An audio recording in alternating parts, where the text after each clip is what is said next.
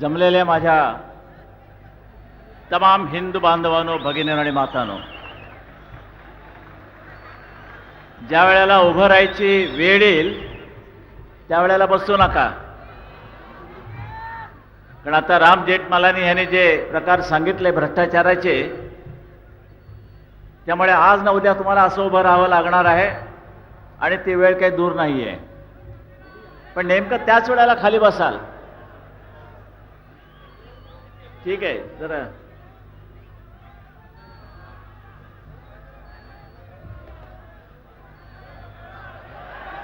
नाही एकदम थोडं, अरे काय जरा आपल्याला पाहिजे ते थोडं, काय खटले घातले जातात, हे घातले जातात, तेवढ्याला त्यांचं ते थोबाड बंद करायला बरं असतं ते. बरं ठीक आहे, छान, धन्यवाद.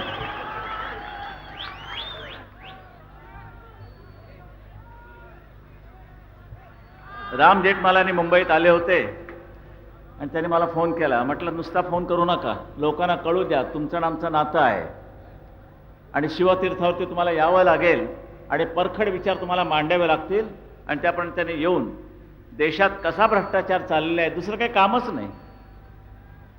काल एक गंमत म्हणून झाली, आमचे पत्रकार सुंदर झाली, चांगले प्रश्न विचारले. त्यामध्ये एक खास प्रश्न विचारला म्हणजे खाजगीकरणाबद्दल तुमचं काय मत आहे. कारण मला खाजगीकरणही पाहिजे, पण ते शरद पवारांसारखं नको. त्यांचं खाजगीकरण म्हणजे जिथे खाजवतील तिथून पैसे काढतात असलं खाजगीकरण मला नको.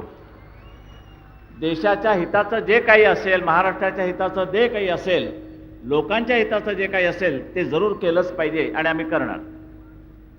आणखीन एक चांगली बातमी म्हणजे काल वाचलीच असाल, त्याचे एक सामंत तिकडे आलेले आहेत पुढे.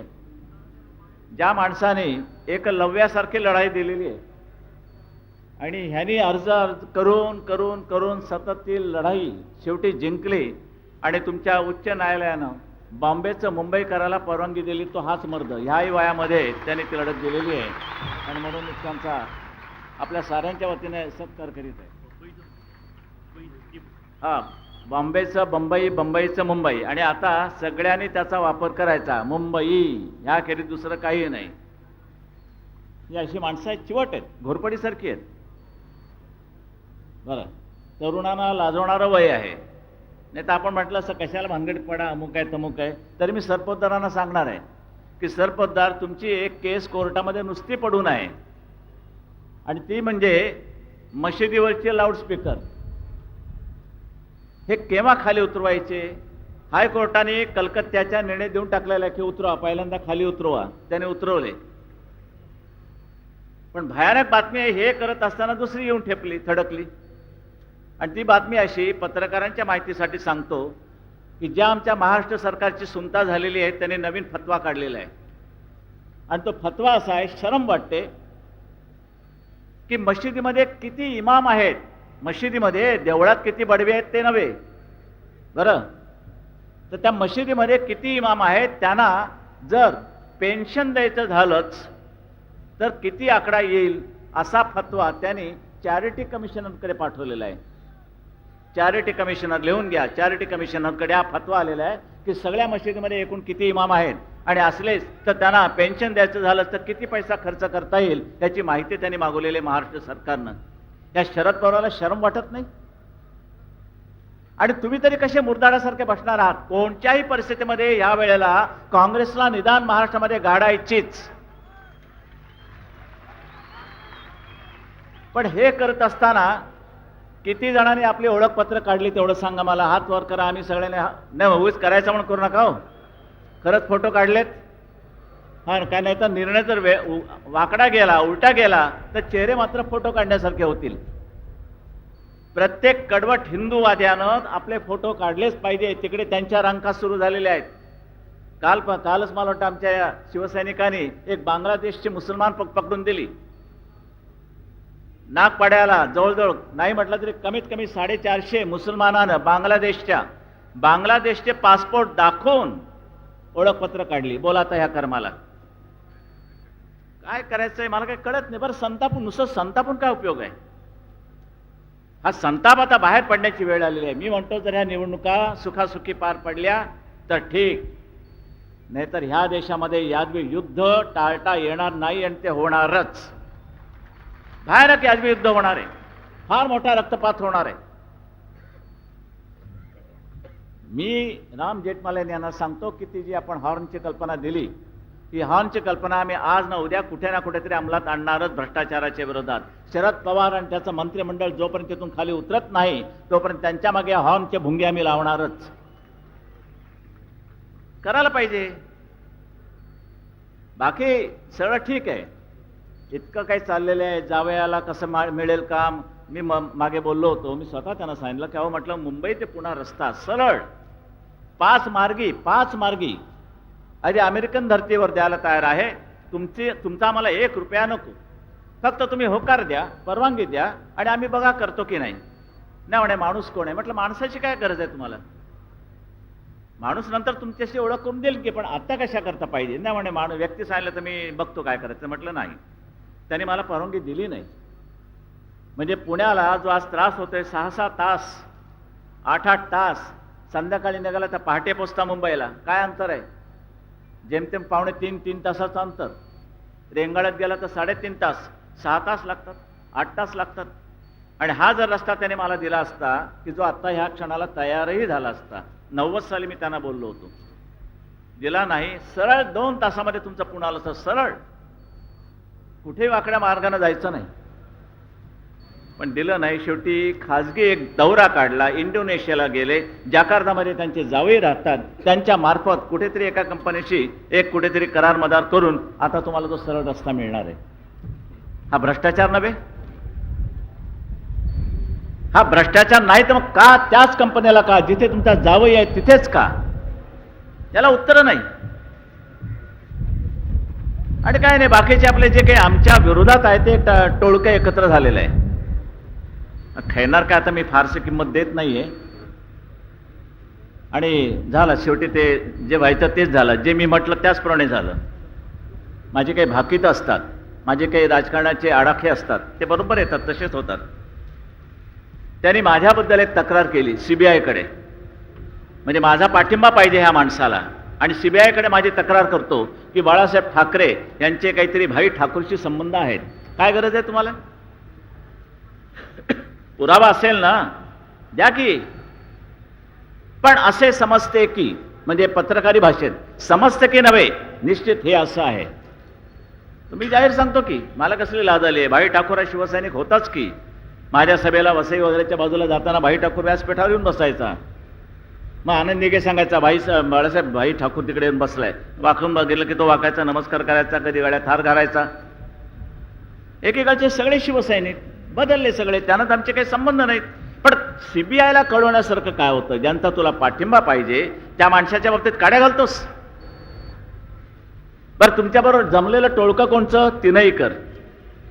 बरं, त्याच्यानंतर हे JB डिसोजा, ज्यांचं थोबाड आत्ताच फुटलं, उपडे पडले आणि दात पडले. सामन्यामध्ये अग्रलेखामध्ये आम्ही ज्या वेळेला दंगलीच्या वेळेला जे अग्रलेख लिहिले ते काय गोमूत्रात बुडून नाही लिहिले. जे म्हटलं ते सत्य आहे आणि तेच बरोबर आता होत आलेलं आहे.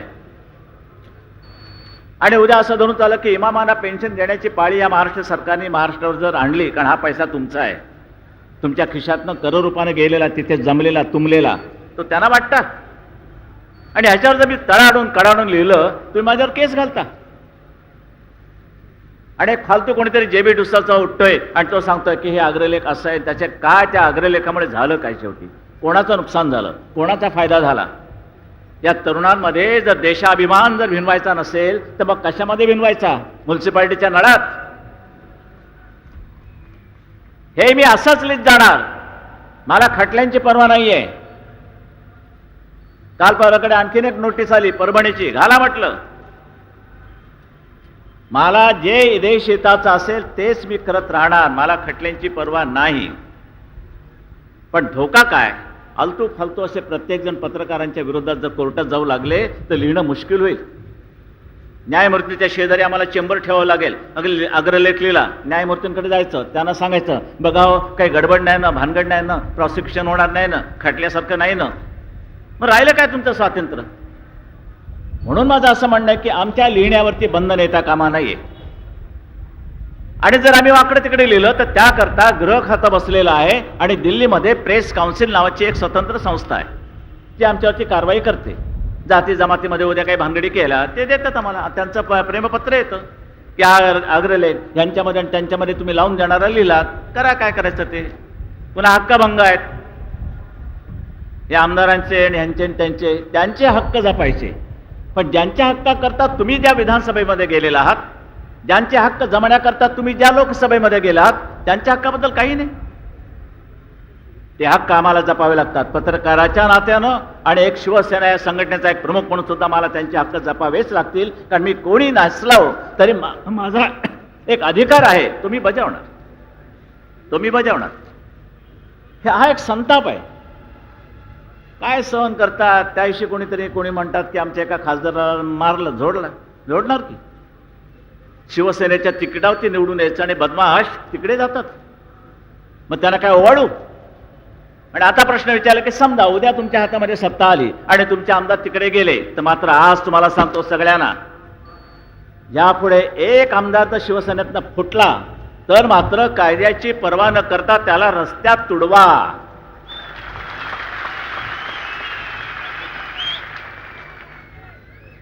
बरं, आणि महिलांनी ते एक चांगलं काम बजावं. जाम काय अगदी काळं वेळं अगदी वाटतं ते त्याच्या अगदी अंगावरती नाचला तरी चालेल, पण ह्या भडव्यांना अशीच शिक्षा झाली पाहिजे. करणार की नाही, निवडून आल्यानं धडा शिकवणार की नाही, जर आरामखोरी केली तर. समजलं ना, हे करायला पाहिजे. मी लोकशाही फालतू लोकशाही मानत नाही. ही लोकशाही नव्हे की ज्या जनतेनं विश्वासानं शिवसेनेचा म्हणून तुम्हाला निवडून दिल्यानंतर तुम्ही तिकडे जाता पैशा करता. सरकार आलं होतं की शिवसेनेचं सरकार आलं होतं, पण शिवसेनेचा मुख्यमंत्री होता कामा नये म्हणून दुष्टाने, आणि विशेष करून जे शरद जोशी आहेत ना, जे शेतकऱ्यांचा नेहमी पोळका येतो त्यांना, पण शेतकऱ्याला विचारत नाही, संपूर्ण बट्ट्याबोळ केलेल्या शेतकऱ्यांचा, त्या माणसानं पहिली त्याची माणसं शरद पवारांच्या इकडे गेली. नंतर मग जनता दलवाले गेले. जनता दल तर आता फुटलंच आहे, बाकडं तिकडं वगैरे असं. पण हा प्रश्न आम्ही जो घेतलेला आता की महाराष्ट्रामध्ये सत्ता आणण्याचा उद्देश फक्त तुमचं भलं व्हावं. काल संजय राऊतचा ज्याला फोन आला की म्हणे दसऱ्याबद्दल तुम्ही काय करतात, लोकांना शुभेच्छा काय देता. म्हटलं काय देऊ शुभेच्छा हो, चांगलं तर व्हावंच, ही नुसती शुभेच्छा झाली, पण त्याला आकार कधी येणार, त्याला निश्चित रूप कधी येणार. ज्या वेळेला माझ्या हातामध्ये तुम्ही सत्ता द्याल त्याच वेळेला त्या शुभेच्छांना अर्थ चढेल, नाहीतर त्या शुभेच्छांना काही अर्थ नाही. कारण तुमचं वाईट कशा करता चिंतू. म्हणून मी सांगितलेलं आहे की ह्या वेळेला मी हे सोन्याची पानं तुम्हाला देतो आहे, आणि समजा तुम्हाला नाही पटलं तर ती आपटेची पानं म्हणून स्वीकारायला मी तयार आहे. पण या वेळेला हा बदल तुम्हाला घडवून आणावा लागेल. मला कर्नाटकाच्या त्या जनतेला शाबासकी दिलीच पाहिजे. बरं असेल, आमचा वाद असेल आहे, पण कुठेतरी एक अभिमानानं आमच्या कार्यक्रमाचा वेळ तुम्ही त्या उर्दू वार्ताला देता, आम्ही नाही सहन करणार.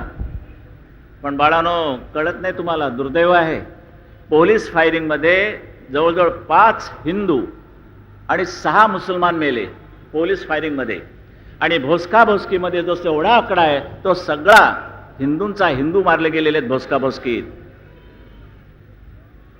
हे चित्र मी सहन करू शकणार नाही, बिलकुल सहन करू शकणार नाही. एकूण जो आकडा आलेला आहे मला वाटतं आता 30 पर्यंत गेलेला आहे, त्याच्यातले 10 बाजूला काढा, 11 बाजूला काढा, बाकी सगळा हिंदू मारलाय त्या लोकांनी. मला चिथवायचं नाहीये, पण तुमच्या हिंदुस्थानामध्ये तुमच्या पोटात सुरे जाऊ शकतात आणि सरकारला लाज नाही. ह्या पुढे मी तुम्हाला सांगतो, हे चित्र निदान महाराष्ट्रात, शिवरायाच्या मर्दांच्या महाराष्ट्रात मी सहन करणार नाही. काय याच्यामध्ये चिथावणी वगैरे काही नाही, हा आमच्या एकंदर जगण्या मरण्याचा प्रश्न आहे. आम्ही काही देवनारचे बोकड नवत किंवा काल परकडचा भांज्याचा खाटीक खाना नाही आहे. तिरांकेत हिंदू उभे राहिलेले आहेत, प्रत्येकाच्या गळ्यामध्ये झेंडूची माळ आहे, आणि ते आपले चाललेले सुरापर्जित वगैरे वगैरे, चलो साले एकेकाची मुंडी घाल त्याच्या ह्याच्यात. ते नाही जमणार. गांडूची अवलाद म्हणून कधीही जगू नका. मेलात तरी चालेल, प्लेग आला तरी चालेल. मी उलट प्लेगच्या उंदरांना बोलेन, ये रे ये, या गांडूंना लवकर मरण आण, असं मी त्यांना सांगेन. कशा करता जगायचं? मर्द म्हणूनच आम्ही जगणार आहोत. आणि या मर्दांच्या बाबतीत म्हणाल तर या मर्दांशी टक्कर घेण्याची कोणी हिंमत करता कामा नये, असं दृश्य साऱ्या हिंदुस्थानात उभं राहिलं पाहिजे. आणि ते चित्र मी हिंदूंच्या रूपानं हिंदुत्वाच्या रूपानं उभं करतोय. समजलं? आहे आता आम्ही गोव्याला जातोय, तिथे पण जरा झाले कुटू चालतंय. बीजेपीशी आमची युती नक्की, पण जरा जाहीररित्या त्यांना जरा काही सांगू इच्छितो. एक कानमंत्र देतो की आपला झगडा जागांचा नाही. तुम्हाला किती खुर्च्या, मला किती खुर्च्या. आमच्या खुर्चीला एक हातच नाही, तुमच्या खुर्चीला 2-2 हात. तुमच्या खुर्चीला 4 पाय, आमच्या खुर्चीला 2 पाय. असलं काही आमचं भांडण नाहीये. खुंटे घालू की मागून नंतर खुर्च्यांना. माझं भाषण नीट समजून घ्या, नाही तर उगीच गैरसमज होईल आणि पत्रकार मग एखादा हे करते बाळासाहेबांनी खुंटा घातला वगैरे वगैरे, असं काही करू नका. बरं, भांडण काय तुमचं खुर्चीवरचं? छे छे छे छे, खुर्चीसाठी भांडायचं नाही, बिलकुल नाही. आम्हाला भ्रष्टाचारी काँग्रेसचा रावण जाळायचा आहे, गाडायचा नव्हे, जाळायचा आहे. राम जेठमलानी सांगितल्याप्रमाणे तो रावण तुम्हाला जाळावाच लागेल, दिल्लीपासून ते गल्लीपर्यंत. बरं, नाव काय? नरसिंहराव. आणि चित्र काय? हिरण्यकश्यपू त्यांचं पोट फाडतोय. नाव काय? शंकरराव. तिसरा डोळा रावणच द्यावं, पण 2 डोळ्यांनी दिसत नाही. काय करायचे ते देवाचे नावं? बरं, त्यामाने आम्ही बरे आपले ठाकरे, ठोक तिच्या आयला झालं, ठणठणीत नाव. तर हे सगळं आहे. मी काय म्हटलं की आपण जागेवरनं भांडूया नको. मागच्या वेळेला जिथे तुम्ही पडलात तिथे आम्ही उभं राहण्याचा प्रयत्न करतो. निदान आम्हाला यंदा, म्हणजे मागच्या वेळेला तुम्ही पडलात, या वेळेला आम्हाला पडण्याचा चान्स द्या. बरोबर आहे की नाही? दरवेळेला तुम्ही पडायचं आहे, बरं दिसतं काय? मग युती कसली ती? मागच्या वेळेला तुम्ही पडलात, ह्या वेळेला आम्ही पडतो. बघूया ना, पडायचंच आहे ना. पण सत्ता का घ्यायची त्याचं कारण लक्षात घेताना मी सांगितलं, काँग्रेसला गाडायचे हे एकमेव ध्येय नव्हे, तर सत्ता हाती घेऊन लोकांना एक चांगलं सरकार आणि हिंदुत्वाचा जाम जोरदार असा ठसा आम्हाला उमटवायचा आहे. तुम्ही संपूर्ण हिंदुस्थानामध्ये राज्य करा, फक्त आम्ही महाराष्ट्र मागतो आहोत. जसं मुसलमानांना सांगतो ना, 3,500 हिंदूंची एकंदर देवळं पाडण्यात येऊन त्याच्यावरती मशिदी उभ्या राहिल्या. 3,500. आम्ही काय म्हणतो, आम्हाला 3,500 तुमच्या मशिदी पाडायच्या नाहीत, आम्हाला आमच्या फक्त 3 मशिदी द्या. बाबरी जी पडली 2 पाडायच्यात, आणि ती काशी आणि मथुरा. बाकी ठेवा की तुमच्याकडे, घाला लोटांगण, काय हरकत नाही. तसंच आम्हाला असं सांगायचं की सगळा हिंदुस्थान तुम्ही घ्या, पण महाराष्ट्रामध्ये एक चांगलं सरकार आणण्याची एक संधी आम्हाला द्या. गोव्यामध्ये तेच. महाराष्ट्रात ठीक आहे, गोव्यात नाही. म्हणजे काय, गोव्याची किल्ली तुमच्याकडे आहे? आणि ते खलं पाणी ते अगदी धाम तुम एक कमरे मे बांधावून चावी खो जायसारखं गाणं गाताना आम्हाला बाहेर ठेवताय. लाथ मारून दरवाजा फोडून टाकू गोव्याचा पाहिजे मनात आणलं तर. पण केवळ हिंदुस्थानचं नुकसान होईल, हिंदुत्वाचं नुकसान होईल. ख्रिश्चन पोर्चुगीजांचे जे केंद्र कोणी आहेत ना, ते बकरे किंवा त्यांची मेंढरं राहिलीत मागे, त्यांचं तर फावेल. म्हणून प्रत्येक वेळेला आम्ही त्याग करायचं. गोव्यात काय, मग तुमचं तरी कुठे होतं गोव्यात? तुमचंही नाही, आमचं नाही. एकत्र येऊन काहीतरी करूया, चांगलं सरकार देऊया. फालोरो बिलोरे फालतू लोक काढून टाकूया. पण काय त्यांच्या डोक्यातच नाही, जागांचा ओरबडा. मागच्या वेळेला आम्ही 200 मिळवले ते, ह्या वेळेला आमची जरा संख्या वाढलेली आहे, या वेळेला आम्ही जरा जोर काढलेले आहेत. मागच्या वेळेला 5 नमस्कार काढले आम्ही, सूर्यनमस्कार. आता या वेळेला 10 काढलेले आहेत. आम्हाला 5 सीटा पाहिजे, 14. काय पटत नाही मला. आणि म्हणून जरा थोडासा त्रास होतो, ताप होतो. पण शेवटी केवळ हिंदुत्वासाठी आणि सरकार गाडण्यासाठी आम्ही काही सहन करतो, ते दरवेळेला सहन करता येणार नाही. आणि उद्या दुर्दैवाने युती तुटलीच तर आपण काय करणार आहात? शिवसेनेचं सरकार स्वतंत्रपणाने निवडून आणणार आहात? आणू शकाल? नक्की? आईचान का आपला कंटाळा? बघू, मतदान सुरू झालेलं आहे, 2ला जाऊ, 2 वाजले, अहो उठताना, आणि 4ला जाऊ, 4 वाजले, अहो जाताना चहा पिऊन जाऊ, असं नका करू. पहिल्यांदा कर्तव्य बजवा. पण ही पाळी महाराष्ट्रात येणार नाही. परवा मी गोव्याला जातोय, जाहीर सभा होणार आहे, आणि त्यांना सुबुद्धी सुचेल अशी मी अपेक्षा करतो आणि प्रार्थनाही करतो. पण जागांचा बंटवारा हे आमच्या पुढे ध्येय नाही. मग ते म्हणते, मग असं जर असेल मग तुम्ही आम्हाला कशा करता? आज पूर्ण महाराष्ट्रामध्ये आपण विचार कराल तर शिवसेना जेवढी एकंदर मजबूतीने उभी आहे, पाळमुळं जेवढी खोल गेली तशी तेवढी तुमची नाही आहे, बिलकुल नाही. आणि सत्य असताना आमच्या जोरावरतीच तुम्ही आलात ना, तुमचा आम्हाला फायदा झाला असं आम्ही नाही म्हणत नाहीये. पण कधीही तुमचे 10 खासदार ह्या महाराष्ट्रात केव्हाही निवडून आले नाही, ते त्यावेळेला आले. हा युतीचा परिणाम लक्षात घ्या, आम्ही लक्षात घेतो. आम्ही असं म्हणत नाही की केवळ आम्हीच आणि आम्हीच नव्हे, तुम्ही सुद्धा आम्ही सुद्धा मिळून हे असं. पण काय ऐकायलाच तयार नाही. बरं, अशी गोचिडी प्रवृत्ती ठेवू नका, बिलकुल ठेवू नका. दूध प्यायचं तर सरळ दूध पिया. दूध संपलं तरी मात्र रक्त प्यायला लागाल तर मात्र पंचायत होईल. हे एक प्रेमळ सूचना मी त्यांना करू इच्छितो. बाकी वाव आहे सगळे. बरं, एक एक एक एक मुद्दे आणले तर काय होणार आहे तर काय सांगायला नको. काल परवाकडे गरबा झाला, केवढा त्रास, किती फोन मला, किती गुरुजर बंधू यायचे, बालासाहेब ते असा झाला, बालासाहेब तसा झाला. आणि एके ठिकाणी तर पोलिसांनी लाठ्या मारून ते ढोल बिल सगळे तोडून टाकले. 2 लाख रुपयाचं नुकसान झालं. 2 लाख रुपयाचं नुकसान. कोणचा कायदा, कोणची ही लोकशाही? आमच्या सणासुदीच्या दिवशी सुद्धा आमची हत्यारं फोडली जात आहेत, आम्हाला तुडवलं जातंय. मी पोलिसांना दोष देत नाहीये, पण हे साले बसलेत ना वरचे हे महारोगी, त्यांच्याबद्दल काय? त्यांना हलवल्याशिवाय काही करता येणार नाही. फक्त एवढंच आहे, काही चांगले पोलीस असतात, काही अत्यंत गुरमीत, खडा अडकल्यासारखे. काय आता काय बोललात? एकाला सांगितलं त्यांनी, तू आता काय बोललात? तू काय बोललो म्हणाला? ते तुमच्या साहेबांनी वरती फोन केलाच मुळी, जरूर केला. सहानीना फोन केला, पोलीस कमिशनर.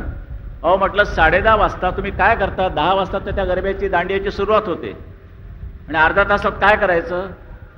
जरा जिथे काही अशी वस्ती नाहीये, कुठच्याही इमारतीला त्रास होत नाहीये, मोकळं पटांगण आहे, कॉलेज आहे, रात्री काय कॉलेज चालत नाही आणि कोणाची तक्रार नसेल तर जाऊ द्या की, नाचू द्या की थोडंसं, नाहीतर आयुष्यात काय राहिलंय?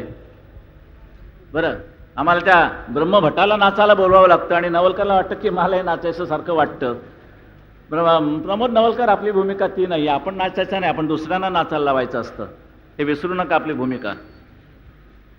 पण दांडियावरती बंधन, ह्याच्यावरती बंधन आणि मुसलमानांची नमाजासाठी भर रस्त्याची जेव्हा ढुंगणं वर जातात त्याच्यावरती तुम्हाला लाथ घालता येत नाही. या हजी अलीला गाड्या अशा आणाव्या लागतात, अशा इकडून का? हे इकडे वर आलंय त्यांचं. बरं, हे गॅस सिलेंडर असे वर आलेले आहेत. हे मी जर बंद झालं नाही तर आम्हाला पुन्हा महाआरती चालू करावी लागेल.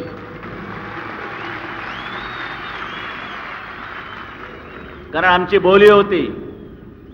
पोलीस कमिशनर त्यावेळचे, त्यांच्याशी आमचा करार झालेला आहे की तुम्ही महाआरती थांबवा, आम्ही नमाज रस्त्यावर पडण्याचं, नमाज पडावे, नमाजाला आमचा विरोध नाही. ते मुसलमानांचं स्वातंत्र्य आम्ही त्यांना केव्हाही दिलेलं आहे, पण अतिरेक करू नका. जशी आमची महाआरती रस्ते अडल्यामुळे जर आमच्यावरती खटले घातले जात आहेत, आमच्यावरती खटले घालायला सुरुवात केलेली आहे. महाआरतीमध्ये कोण कोण होते त्यांच्यावरती खटले भरायला सुरुवात केलेली आहे. हिंमत असेल तर करावं, खटले भरावं. कोण कुत्रडे विचारते तुम्हाला आणि तुमच्या न्यायमूर्तींना? पण जर आमच्यावरती खटले घातले जाणार असतील रहदारीला अडथळा केल्याबद्दल, तर त्यांना सुद्धा तुम्हाला रहदारीच्या अडथळ्याबद्दल खटला घालावा लागेल. याला म्हणतात सर्व धर्म समभाव. नाही तर 2 फुल्यात गेला तुमचा सर्व धर्म समभाव. फुल्या कशात घालायच्या दादा कोणक्यांना विचारायचं.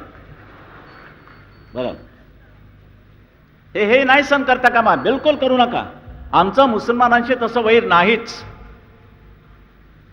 काल परवाकडे मला कोणी प्रश्न विचारला ना की राष्ट्रवादी मुसलमान म्हणजे तरी काय? अहो म्हटलं म्हणजे तरी काय? दंगलीच्या वेळेला आमच्या अंगावरती येणारे मुसलमान बॉम्ब फुटल्यानंतर सुद्धा त्यांच्या अंगावरती गेले पाहिजेत, ते जात नाहीत, आमच्याच अंगावर येतात. दंगल शिवसेनेने केली, दंगल बाळासाहेबांच्या भाषणामुळे झाली, दंगल बाळासाहेबांच्या अग्रलेखामुळे झाली, सगळं माझ्याचमुळे झालं, त्यांना पोरं झाली माझ्यामुळे झाली. नाही, मला वाटतं अजून एवढं नाही आलं त्यांचं, कुठे माझ्या वाचनात आलं नाही, तुमच्या आलं असेल तर मला माहीत नाही. सगळं आम्ही, ते कसं काय प्रत्येक वेळेला आम्ही सहन करायचं? दर वेळेला आरोपण बॉम्ब फुटल्यानंतर शबाना आझमी, दिलीप कुमार, कोणी एकाचा शब्द तोंडातनं बाहेर पडला नाही 12 ठिकाणी, आणि तो सुद्धा हिंदूंच्या विभागात. एकाही मुसलमानांच्या मोहल्ल्यामध्ये बॉम्ब फुटला नाही ना तुकडा त्यांच्या मोहल्ल्यात गेलाय. आठवतंय तुम्हाला मुंबईकरांना? सगळं आमच्या इकडे फुटलं तरी एकाही माणसानं तोंड उघडलं नाही. जेवढे आमच्या विरोधात फटाफटा फटाफटा लिहायला सुरुवात होते, बोलायला सुरुवात होते, काही झालं नाही. याची चीड आहे मला. तुम्ही न्यायानं आम्हाला वागवा, न्यायानं आम्हाला झोडा. आम्हाला न्यायानं झोडलात आमची तक्रार नाही, अन्यायानं झोडलेलं मात्र सहन करणार नाही. पोलिसांना सुद्धा नम्र विनंती आहे, काही जर आता डोळे मारून काम करण्याची वेळ आलेली आहे. दरवेळेला असताना आमच्यासमोर हे करू नका, वर करू नका. ते जे येते त्याच्याकडे लक्ष ठेवा. माझ्यावरती आता नवीन मारेकरी आलेले आहे. खलिस्तानचे 2 काहीतरी एकंदर गट आहेत अजून जिवंत. बाकी बहुतेक त्या रिव्हेरो आणखीन गिलनी संपवले, अजून 2 जिवंत आहेत.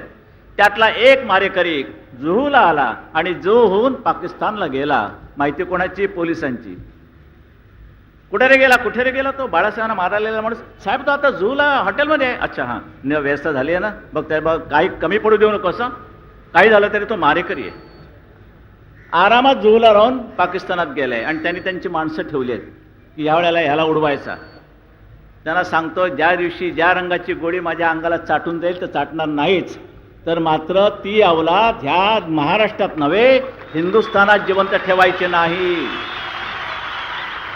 बिलकुल एक शेवटच्या पर्यंत त्यांचा अंड शेवटचा जे असेल ते चेचून ठेचून टाकायची आपली शपथ आहे शिवरायाच्या पुढे. जाओ, हिंमत असेल तर या सालेन अंगावरती. बरं, तो खलिस्तानवादी असेल तरी क्षमा केली जाणार नाही आणि लांडे असतील तरी क्षमा केली जाणार नाही. तुम्ही करून बघा हो. नाही तर काय करायचंय? नुसते आपल्या भगवे झेंडे फडकत आहेत. काय करतात? आणि काय अंगावर की भगवा झेंडा तिकडे पशार. कोणी ह्याच्यात शिरतोय, कोणी त्याच्यात शिरतोय, कोणी ह्याच्यात शिरतोय, कोणी बंगाल्यांच्या इकडे, कोणी त्या उत्तर भारतीयांच्या इकडे. काय भागंबा कसली? या असली भागंबा ह्या पुढे होता कामा नाही. जर त्यांनी तेवढा प्रसंग आणण्याची त्यांची हिंमत नाही आहे. आणि एकदा एरोडा तुरुंगामध्ये जिवंत असताना काही माझे शिवसैनिक होते. ओळख झाल्यानंतर म्हणाले की आप क्या शिवसैनिक है क्या? तो हाँ, हम शिवसैनिक है. हाँ, ऐसा है क्या? अरे कौन? तुम्हारा साहब है वो शिवसेना प्रमुख? वो वैद्य मारने के बाद हम वहाँ जाने वाले थे मुंबई में आपको साहब को ख़त्म करने के लिए. हम आए भी इतना तक, फिर हम वापस आए. क्यों? तर त्यांनी असा विचार केला की ह्या माणसाला जर उद्या धक्का लागला तर आपले शीख समाज हा जागेवरती राहायचा नाही, म्हणून ते परत गेले. नशीब त्यांचं, समाजाचं. मूर्खपणा केला असता त्याने. आणि हा सगळा शीख समाज काय तुमच्या मालकीचा नाही आहे. कडवटपणानं देशाचं रक्षण करणाऱ्यापैकी एक समाज जर कुठचा असेल तर तो शीख समाज आहे. त्याला बिघडू नका. म्हणूनच मला ज्यावेळेला मला वाटतं इंदिरा गांधी मारल्यानंतर तुमचे हे आले होते आत्ता त्यावेळेला झैल सिंग, मी पत्रकारांना सांगितलं कालच्या त्या उघड्या सभेमध्ये, परिषदेमध्ये, झैल सिंगनी मला बोलवलं आणि खास अभिनंदन केलं, आभार मानले. दत्ता नलोडे माझ्याबरोबर होते त्यावेळेला, हे आपले महापौर, ते माझ्याबरोबर होते, इथे आहेत. मी त्यांना विचारलं, राष्ट्रपति जी आपने मुझे क्यों बुलाया? नहीं बाला साहब, मैंने आपको इसलिए बुलाया कि इंदिरा गांधी जब मारी गई तो दिल्ली में 2,500 हमारे सिख लोगों की हत्या हो गई. 2,500 शीख मारले गेले. तेवढ्या बायका विधवा झाल्या आणि 50,000 शीखांनी दिल्ली सोडली. 50,000, कल्पना करा काय त्यावेळेला त्या दिल्लीमध्ये झालं असेल त्या शीखांचं. देशाचं रक्षण करणारा एक शीख समाज. पण म्हणे मुंबईमध्ये काही झालं नाही, एकाही शीखाला धक्का लागला नाही. ह्याचं कारण म्हणे तुम्ही आहात. बरं, आपकी उंगली ऊपर जाती तो सिख समाज की बहुत बुरी हालत होती, मगर आपने उंगली उठाई नहीं, इसलिए मैंने आपको बुलाया है धन्यवाद देने के लिए. मग त्यावर मी त्यांना हेही सांगितलं की म्हटलं आभारी आहे आपला. पण म्हटलं आजच्याच वर्तमानपत्रामध्ये एक बातमी आलेली आहे. ते म्हणले कोणसी? म्हटलं सायन कोळीवाड्याच्या इकडे 2-3 अतिरेकी पकडले तुमचे खलिस्तानवादी आणि त्यांना सहारा देणारे तुमचेच लोक आहेत शीख. ऐसी ये बहुत बुरी बात है. अरे म्हटलं बुरी म्हणजे काय? राष्ट्रवादी मुसलमान, राष्ट्रवादी कोणी, राष्ट्रवाद्याचा अर्थ समजून घ्या. मुसलमानांच्या बाजूला जर कोणी पाकिस्तानचे हिजडे लपले असतील तर त्या राष्ट्रवादी मुसलमानांनी आपण होऊन पोलिसांना कळवलं पाहिजे की माझ्या बाजूला एक आतंकवादी पाकिस्तानवादी इकडे राहिलेला आहे, ताबडतोब त्याला पकडून घ्या. याला म्हणतात राष्ट्रवादी मुसलमान. पण हिंदूंची मारायला आलाय म्हणून गप्पा बसणारा जो कोणी असेल ना लांडा, त्याची आम्ही पर्वा करणार नाही. आणि यापुढे तर तुम्ही शपथ घेतली पाहिजे की जर संशय आला पाकिस्तानवादी हे औलाद आहे, तुम्ही त्याला खतम करा, हो आकडा खतम करा. नाही ते दिल्लीमध्ये बसलेले हिजडे त्या यासीनला सोडून दिला.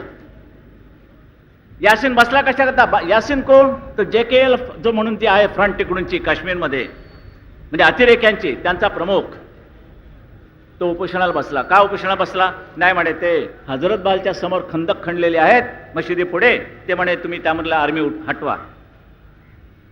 उपोषण कोण करतोय? आपल्या विरोधातला शत्रू.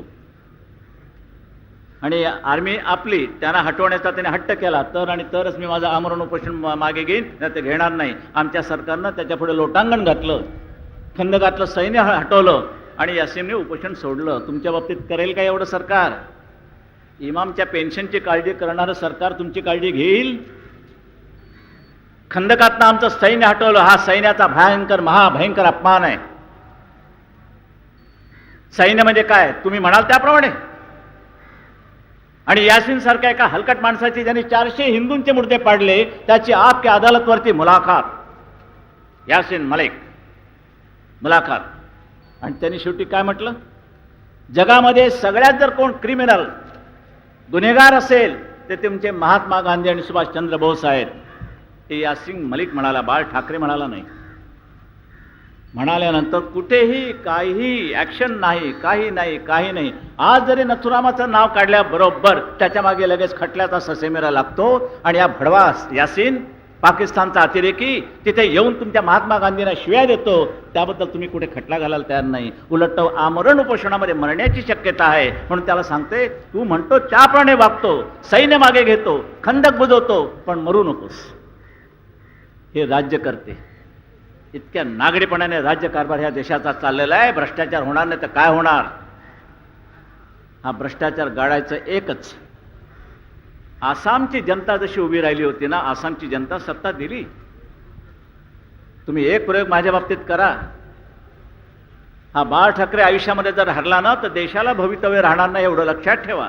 आणि म्हणूनच सर्वात जास्त जबाबदारी माझ्या सहकाऱ्यांपेक्षा माझ्यावर आहे की मी हरता कामा नये आणि मी तुम्हाला हरू देणार नाही.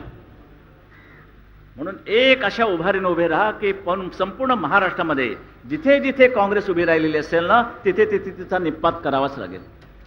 पैशाचे जर लाचार व्हाल तर शिवरायाचं नाव घेऊ नका, हा भगवा झेंडा हातामध्ये ठेवू नका. 5 लाखाला नंतर विकले जाणार असाल, 10 लाखाला विकले जाणार असाल आणि आता मात्र भ्रष्टाचाराचा निषेध करणार असाल, तर हे ढोंग महाराजांना सुद्धा आवडणार नाही. आणि हे ढोंग तुमच्या मराठ्यांच्या रक्तामध्ये असता कामा नये, एवढी काळजी घ्या. म्हणून शिवसैनिक तुमच्याकडे आदरानं लोक पाहतायत, तो आदर तसाच ठेवा. आज जास्त तापत नाहीये, कारण आता झाला 1 वाजायला आला, लांबून लांबून आलेले आहात. फक्त आज एकच शपथ घ्यायची की कोणत्याही परिस्थितीत येत्या 95 साली, मला वाटतं फेब्रुवारीच्या मध्यावर ह्या निवडणुका होणार, त्या निवडणुकीमध्ये आम्ही हा शिवसेनेचा भगवा झेंडा, भाजप आमच्या बरोबर आली जर गुन्हा घेऊन तर त्यांना बरोबर घेऊन हा युतीचा भगवा झेंडा आम्ही जबरदस्त बहुमतानं महाराष्ट्राच्या विधानसभेवरती फडकवल्याशिवाय राहणार नाही, असे हात वर करून शपथ घेऊन आजचं हे सोनं लुटून, नाही तर लुटाला शरद पवार आहे, तो लुटणाऱ्यांचा बाप आहे, पण त्यापेक्षा हे महत्त्वाचं सोनं लुटून आपण घरोघर जायचं आहे. आणि विजयाखेरीज आता दुसरा विचार नाही, विचार नाही, विचार नाही. जय हिंद, जय महाराष्ट्र.